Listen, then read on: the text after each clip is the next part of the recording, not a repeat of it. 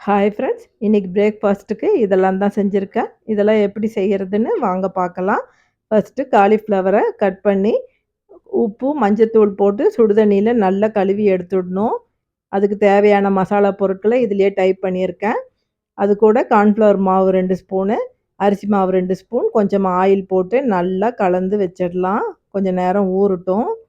ஒரு பாத்திரம் வச்சு கடுகு, கடலப்பருப்பு, ஒரு வெட்டி வச்ச பெரிய வெங்காயம், கருவேப்பில் தழை போட்டு நல்லா வதக்கி விட்டு, பீட்ரூட்டையும் போட்டு தேவையான அளவுக்கு உப்பு போட்டு, ஒரு 1/2 ஸ்பூன் சாம்பார் தூள் போட்டு நல்லா வதக்கி விடலாம். கொஞ்சமா தண்ணி ஊத்தி, ஒரு மூடி போட்டு கொஞ்சம் சிம்லயே வேகட்டும்.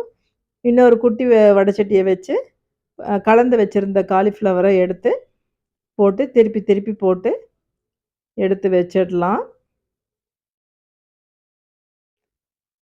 இன்னும் கொஞ்சமும் இருக்கு. அதையும் போட்டு எடுத்து வச்சிடலாம்.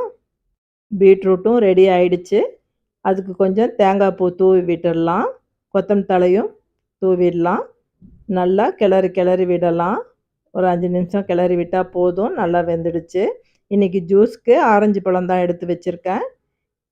அத எடுத்து கட் பண்ணி எடுத்து வச்சுக்கலாம்.